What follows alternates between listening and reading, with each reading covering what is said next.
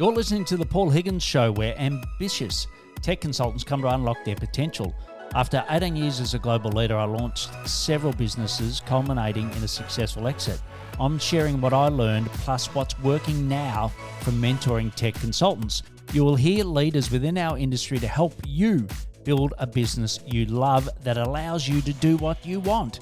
If you are looking for immediate cash flow wins to fuel your growth, go to our free ebook at paulhigginsmentoring.com/roadmap. Imagine you've absolutely maximized your network. I know 2024 was really tight, and you're thinking about what else you can do to grow your SaaS partner or tech consulting business. Hello, it's Paul, and welcome to my podcast, The Paul Higgins Show. And this is episode 597. And in this podcast, I talked to Scott Hollrah from Venn Technology, and you're going to learn really three key things from Scott. One is inbound marketing, and most importantly, a critical hire that he made that you can learn from. The second is partners and how he had credibility, but how he's leveraged that to get more leads from partners. And he talks about the benefit of why you still want to do that. And the third thing is outbound, and he talks about how you get the right names on your target list. So Scott is the founder and CEO of Venn Technology, and is also a fellow podcast host of the In the Thick of It. He has 15 years experience in the technology industry, specializing in CRM, ERP, and accounting software solutions. Scott founded Venn Technologies in 2015 to help small and medium-sized businesses get their time back and sanity. And he really talks about that in the podcast. And he also loves to build integrations between different ERPs and CRMs. And plus, the Venn team is also about implementing, customizing all things Salesforce as well. Venn's top priority, build solutions that free people up to focus on what they're best at. And if you'd like to see Scott in person, go to our YouTube channel at Paul Higgins Mentoring. And what I'll do now is hand you over to Scott Hollrah from venntechnology.com. Great to have you here, Scott. Thanks, Paul. Man, we talked a few months ago. I'm glad we finally got this on the calendar. Yeah, exactly. I really enjoyed that conversation, but like all those great conversations, it's much better had out loud, right? So that's why we're bringing you on today. But why don't we kick off with who your ideal client is and what problems you love to solve for them? More recently, we've kind of started expanding outside of North America, but the bulk of our customers are US and Canada based. They're mid-market, and everybody kind of defines that a little different. For us, most of our clients are 20 to 200 million in revenue. That's kind of what we look at. Our buyer within an organization is typically a senior level person in the finance and accounting office, sometimes operations, but somebody who is a critical user of the ERP. Yeah. And the ERP typically is? The bulk of the work to date has been around a product called Sage Intacct. Sage is a massive software company. They have lots and lots and lots of software titles. We work specifically on Intacct. More recently, we've started diversifying a little bit and working with Acumatica, and just launched our first integration product for Microsoft Business Central. Great. And we'll touch on those partnerships shortly. But so the problems that you typically see by, these senior finance people on, like you said, maybe ops? Yeah, some of them we talk a lot about, particularly when we talk about our core values as an organization, is that we're here to free people to focus on what they're best at so that they can get out of the office and make it to their kid's soccer game, or, whatever that soccer game is for them. With modern applications, look at the tech stack of any company, and even small companies today have tons and tons and tons of applications. Yes. And sometimes there are not off-the-shelf native integrations for these things. And so that means that this poor controller, CFO, they spend their evenings and weekends exporting data out of here, massaging, manipulating, and praying and hoping that when they go to import it, it comes in correctly. And so we give them their time and sanity back by automating the movement of that data between these applications. Great. And how much of it is normally Salesforce and an ERP? In the earlier days, it was a ton of Salesforce. And in fact, in the early days, it was a lot of nonprofit Salesforce. So taking donations in from an online giving platform that are feeding into Salesforce, and then us closing the loop into the accounting system. But these days, we do a lot with Shopify, Stripe, HubSpot, and really while we have things that we've done many times, we've got plenty of projects going at any given time that is some application we've never worked with before. So as long as the APIs are there and well documented, I got a team of really smart people that can go in and figure out how to move the data. Yeah, great. And as of today, what are some of the best ways that you source these clients? It's evolved over the years, but so much of it has been through a network, through developing relationships with the partners that are implementing these ERP systems. And we can come alongside them, and we're not a competitor, we're not a threat to them. We're highly complementary to what they do. Yeah, You're standing up a best of breed ERP. You have other best of breed applications, and in order for this to be a successful implementation, these systems need to talk. And when we first started, pretty much everything came by way of referral. And about 4 years ago, we brought on one of the most incredible, talented marketers you could imagine. And the directive was, hey, I want you to create content that gets eyeballs to the site and converts. And yeah, so we've had a ton of success driving inbound. And more recently, in fact, really starting this week, we're beginning to develop an outbound sales motion as well. great. And the person that you brought on, sorry, are you okay with saying that first name? Yeah, her name is Mel. She's an absolute rock star. She picked up on the brand voice right away, understands my quirkiness with how we like to do things, and just took and ran with it and amplified it, to a level that there's no way I could have done on my own. Yeah, great. You're 35 people now, you've been 10 years. When, just again, remind us when you started realizing that referrals wasn't going to get you to where you wanted to be. Yeah, I think it was something that was always kind of in the back of my mind, but somewhere in 2019, 2020, I had a realization that there at the time, I think we're probably, I don't know, 20 to 30,000 organizations that were running on Intact. And that was before we started diversifying these other markets. And I realized, we've worked with a couple hundred of them, but we've barely scratched the surface. There are tens of thousands of organizations that if we're just going to be sitting here waiting for a partner to bring us in, we could be waiting a long time. And so we've got to figure out how to get in front of those people who are looking for the kind of thing that we do without being wholly dependent upon their partner sending them over to us.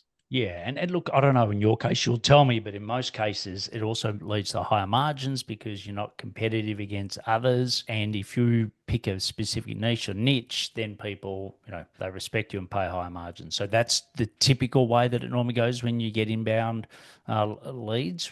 Did you see Yeah, that play out for you? the only caveat that I would add to that is that we do see a higher close rate when it is referred by a partner. And I think that there's something about that inbuilt trust where when that partner has said, hey, you need to talk to the guys at Venn, they're the experts in this, the trust that that client has in us is already significantly higher. Yeah. And we don't have to do quite as much to build that trust. And so those deals tend to go a little bit faster, and we see higher win rates when it's referred. Yeah. And if we take back to when you brought Mel in for the inbound, what were your options at the time? Were you looking at, maybe outsourcing someone external, a contractor, bringing Mel in full time? What was sort of going through your head at the time when you before you appointed Mel?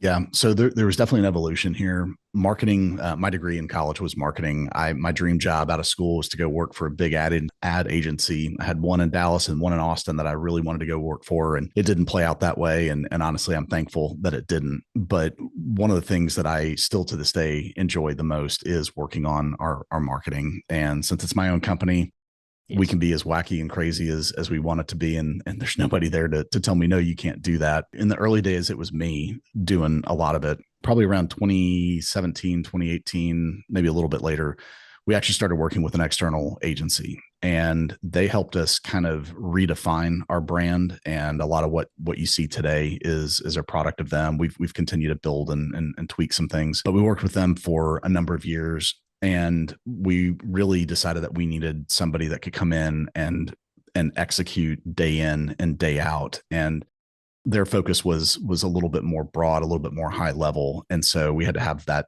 real boots on the ground.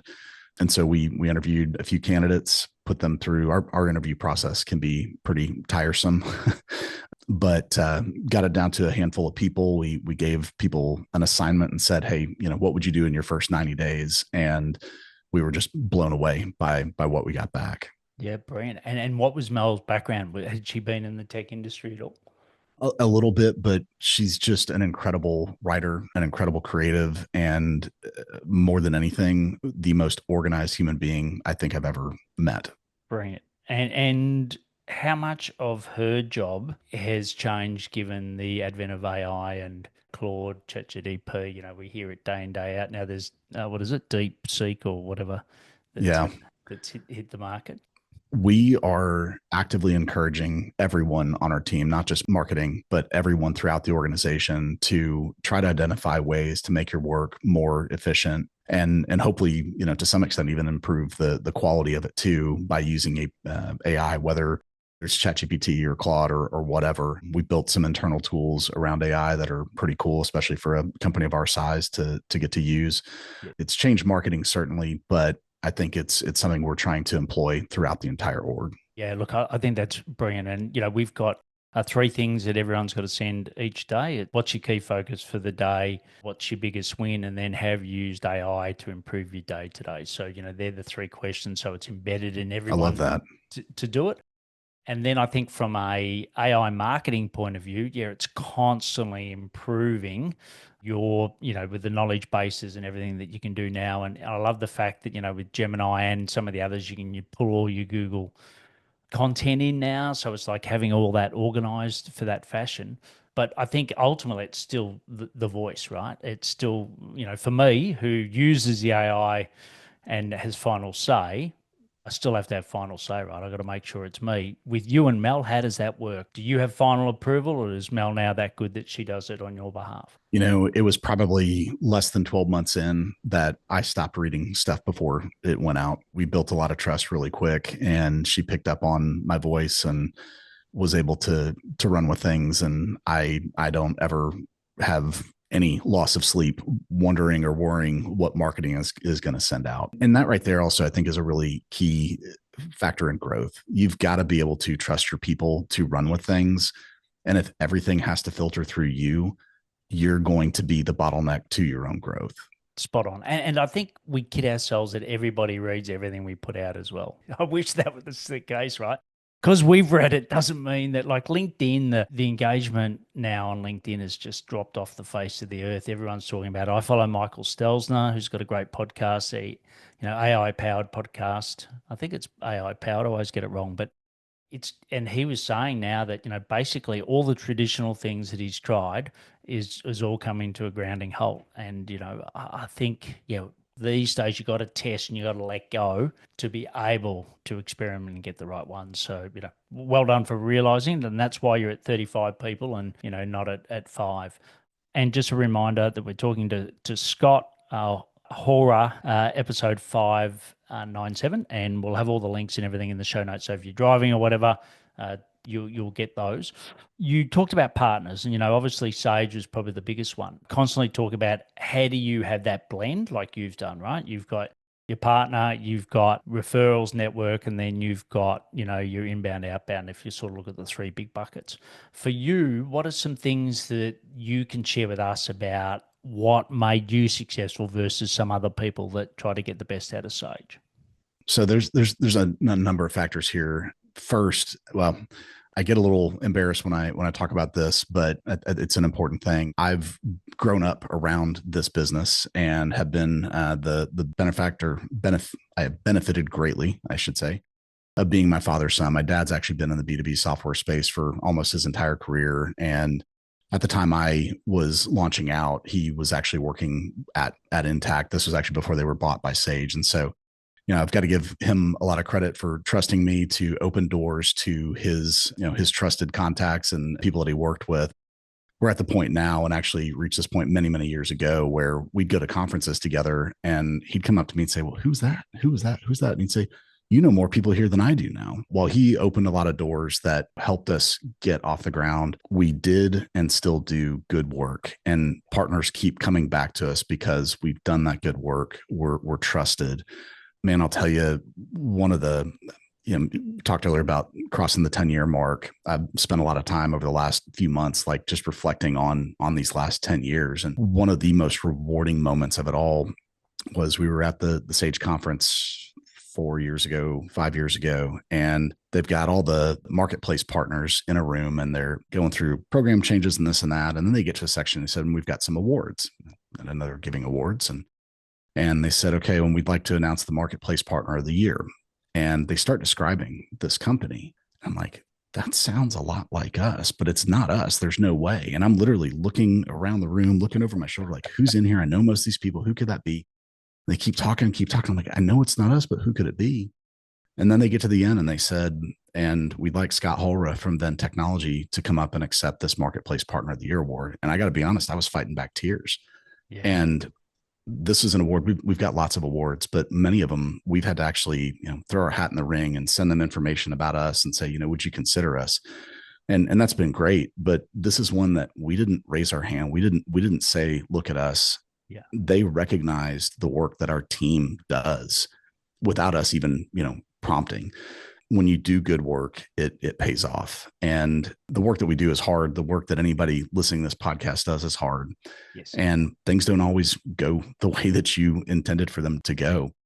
But we are always going to do the right thing, regardless of whether it costs us. And that shows in, the fact that people trust us the way that they do. They trust us to bring us their business and that they recognize and award us for that work.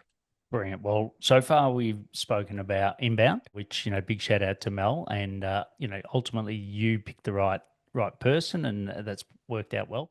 You've had a advantage that you leveraged, let's put it that way, for the partnership in Intact. But then I know you've expanded that into HubSpot and Shopify and Stripe, etc. Right? As I always say to people, if you have success elsewhere, it's not a fluke that you got it in the first place.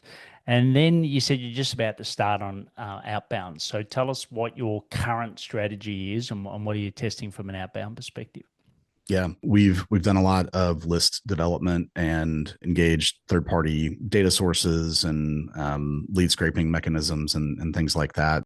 We've got several thousand names that we feel are high quality and very much in our ICP. Over the last several weeks, we've been working on, okay, what is going to be the cadence? And we're going to distribute leads in small chunks to our account executives. And, good news is they've got lots of inbound to work, but we've set the expectation that 25% of their week needs to be working these outbound leads. And so we'll be measuring the effectiveness of that and making sure that they're actually doing what they, need to be doing and doing this cold outreach. It's never perfect. In about a month, we'll have a touch point and say, okay, what knobs do we need to tweak? Is it the cadence? Is it the frequency, or is it the messaging? What's working, what's not, and retool and go from there. Yeah, great. And what platforms? There's the two obvious ones, which is, normally LinkedIn and cold email. Are they those and the mix of those if they are, or is it something different? It'll be, in fact, I got a request today to reactivate LinkedIn Sales Navigator for some folks. So we'll be leveraging that. We use Salesforce and HubSpot internally. So we'll be doing a lot of email through HubSpot, but also picking up the phone and making calls. Brilliant. I think if you're listening and you're still at the referral stage and you're thinking, okay, it's a long way off until I get into, inbound in all the different formats that it's radically changing at the moment, and outbound, I implore you to start sooner, right? I'm sure you, Scott, you've had huge success, but the success compounded would have been great if you'd started sooner on these activities. So, certainly look at doing that. So what we're going to do now is pause for a moment, thank our sponsors, and then we'll come back and do the rapid fire. Ever spotted your dream client on LinkedIn only to find yourself bogged down in tedious data transfer at the expense of building that critical relationship? Say goodbye to manual tasks and hello to efficiency with Surfy, S-U-R-F-E. Surfy transforms you from a virtual assistant into a sales pro by seamlessly capturing, syncing, and enriching contacts from LinkedIn into your preferred sales platform, be it Salesforce, HubSpot, Pipedrive, Copper, or even Google Sheets, all in one single click. Imagine reclaiming those precious hours spent on data entry and redirecting them towards nurturing valuable connections and closing deals, which we all love to do. With Surfy, it's not just a dream, it's your new reality. Ready to invest your sales time where it truly matters? Try Surfy today by visiting our resource page at paulhigginsmentoring.com/resources and clicking on Surfy. Elevate your sales game with Surfy because your success starts after the click. So, Scott, ready for the rapid fire? Let's go.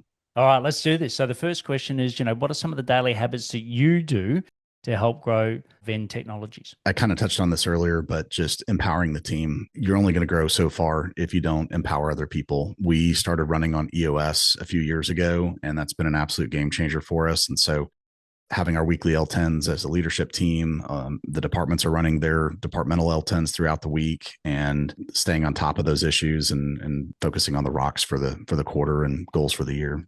Yeah, brilliant. And EOS is, it's a fantastic platform. Where else do you go to get inspiration on how you grow as the leader of Venn Technology? Yeah, there's so many different things. I love networking, and any given week, I'll have 3, 4, 5 lunches scheduled. In fact, just had one a few hours ago, and a lot of times it's with people that I've known for a long time. And a lot of times it's with people I'm meeting for the first time. And I love talking with other business owners and hearing their stories and sharing my own. And there's a lot that can be learned from one another. I do a lot of Audible and listen to a lot of podcasts. I start my morning with a faith-based podcast called 10-Minute Bible Talks, and then I do a Morning Brew Daily to get my news. And then, throughout the week, it's all in. I listen to Acquired, How I Built This. It's funny, over the last few years, I've got to where I hardly ever listen to music in the car anymore. It's always, trying to learn something while I'm on the go. Yeah, and quickly, what speed? I've got to a 2x now, and it drives my wife nuts when she gets in the car and it just auto plays, CarPlay connects and it just starts, and she's like, how do you do this? And started at 1 1/4 and just started working my way up from there. Yeah, spot on. I've slowly got my wife to go 1.5 times. So that's great. If we could grant you one wish for Venn Technologies, what would that be?